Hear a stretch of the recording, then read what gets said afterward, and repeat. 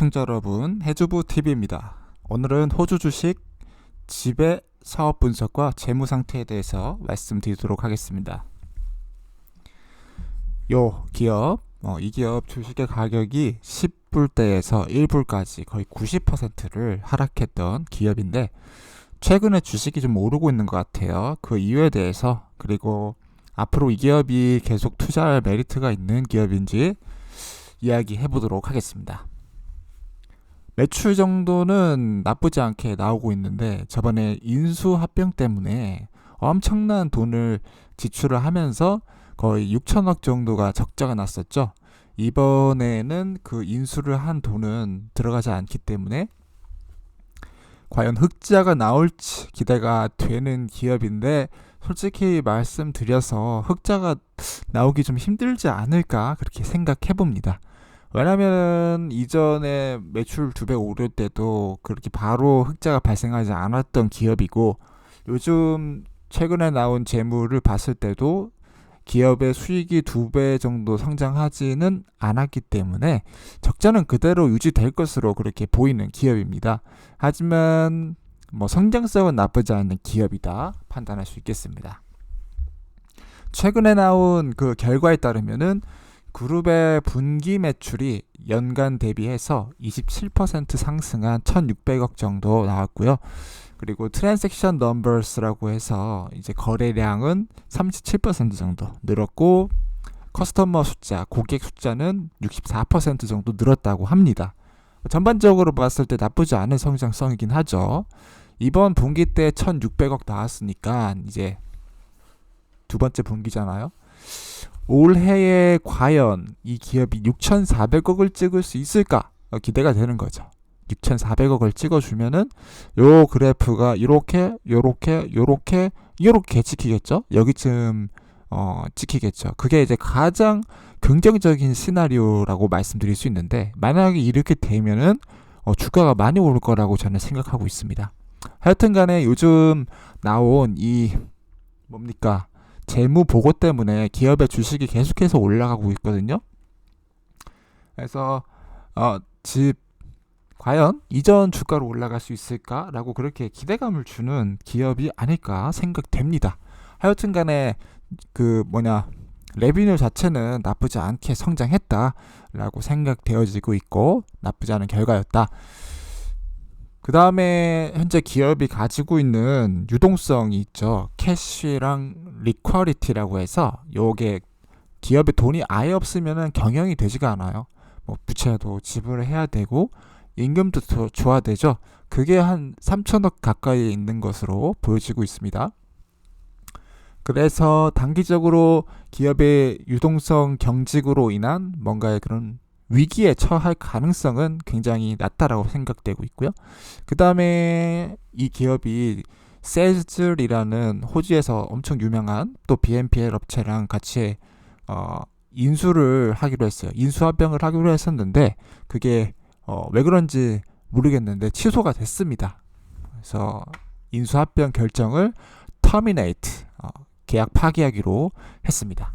이유가 있었겠죠. 자세히는 모르겠는데, 하여튼 간에 좀 안 좋았던 사건들이 있던 것 같아요. 그리고 인수에 큰 메리트가 없었던 것 같기도 하고요. 그 다음에 집은 계속해서 그룹의 캐시 번이라고 해서 돈이 타는 거죠. 돈이 없어지는 것을 막기 위해서 사업에 대한 그런 사업부들을 조정을 하고 있는 과정을 거치고 있습니다.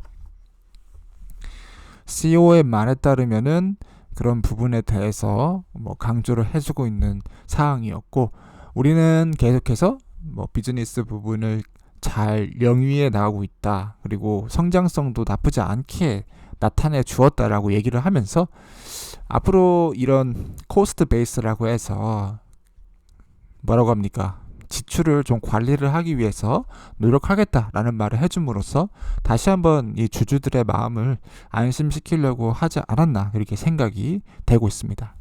그리고 여기에 세즐을 인수합병을 하는 그 계약을 파기하면서 각자의 자리에서 최선을 다해서 올 더 베스트 하자라는 이야기를 했습니다. 이에 따라 뭐 인수합병에 대한 부담감은 좀 더 줄어들었다라고 생각될 수 있겠고요. 거기에 들어갈 돈을 세이빙을 했겠죠. 그리고 그것을 통해서 오히려 나쁘지 않은 그런 재무 결과가 나오지 않을까 그렇게 생각되면서 오히려 좀 안심이 됩니다. 현재의 상황 가운데서는.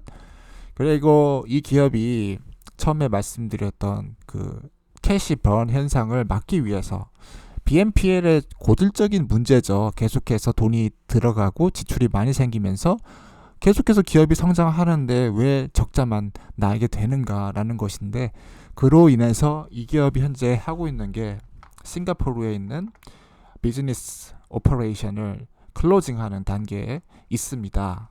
그래서 우리가 어느 정도의 그룹 캐시 번을 막겠다라는 이야기를 해주고 있고, 그다음 또 집 비즈니스에서 어떤 트레이드 앤 트레이드 플러스라는 증권이나 그런 금융 거래 관련된 플랫폼이 또 있었나 봐요.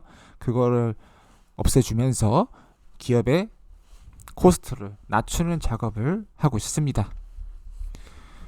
그다음 뭐 추가적으로 읽어볼 것은 Sustainability Social Impact이라고 해서 사회적인 기업이 되기 위해 어떤 역할을 하고 있나. Skilled Volunteering with Young Change Agent라고 해서 여기 어린 세대를 위해서 뭔가 발런티어링 하고 있고, 그런 내용의 것들도 얘기를 하고 있습니다. 사회적인 면이 중요하죠, 기업에서 요즘에는.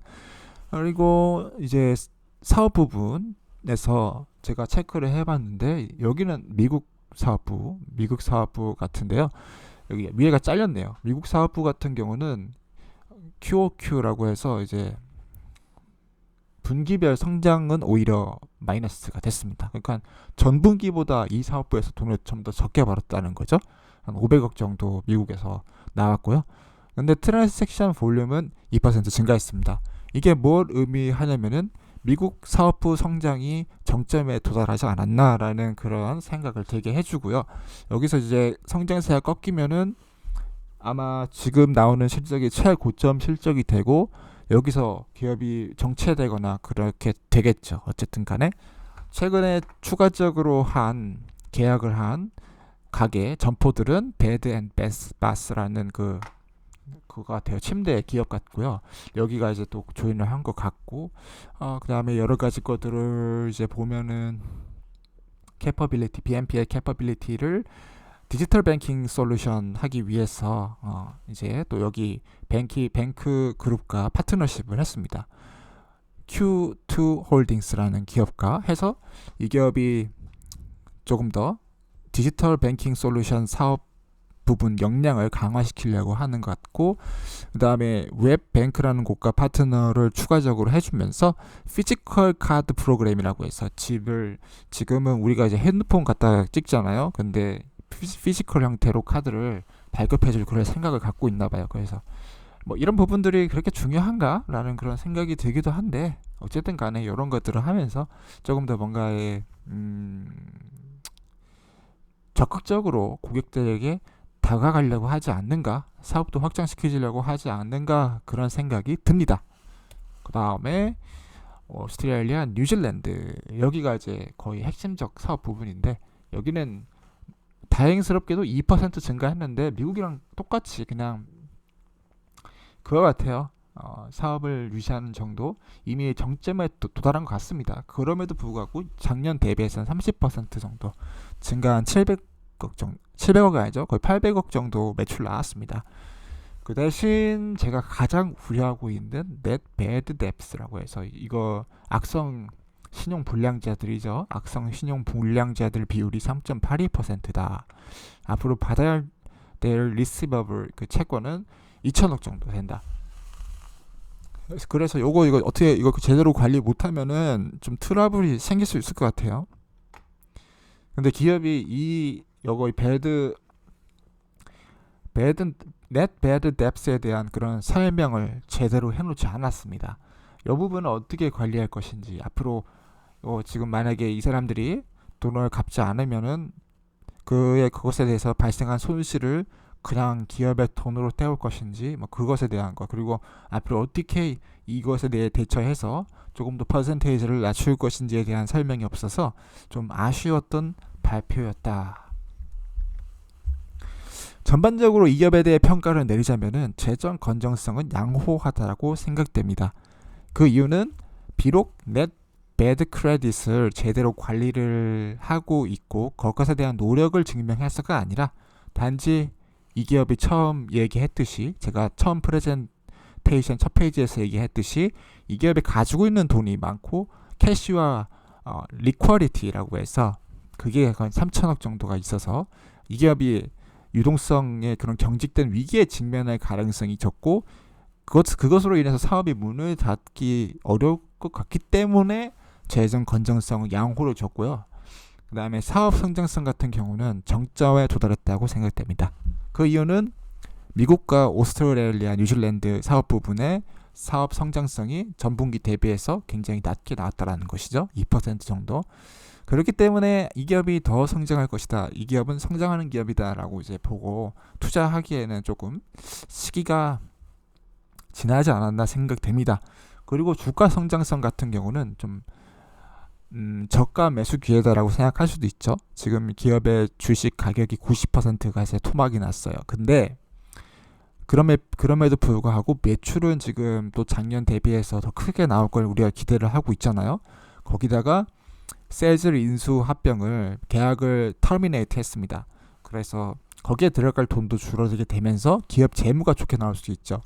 그렇게 되면은 기업 주가 성장성이 높음으로 줄 수도 있죠. 근데 저는 일단 보수적으로 보통을 줬습니다. 지금 주가가 오르고 있어요. 거기다가 19%, 하루에 20% 오르고 있는데 그럼에도 불구하고 이 기업이 넷 배드 크레딧에 대한 그런 뭔가의 확실한 그게 없으면은, 그리고 적자에서 흑자를 내서 주주의 가치를 보장해주지 못한다면은 앞으로 미래를 보고 투자하기는 살짝 아쉬운 기업이지 않나, 그렇게 생각이 되면서 주가 성장성 보통 주도록 하겠습니다. 높음을 주실 수도 있다고 생각해요. 그리고 지금이 저가 매수의 기회라고도 볼 수 있겠지만은 여러분의 기호에 맞춰서 투자를 하시면 될 그런 기업이다라고 평가를 내리면서 오늘 기업의 사업 분석, 기업의 사업 분석과 그 다음에 재무 상태에 대해서 말씀드렸습니다. 시청해주셔서 고맙습니다.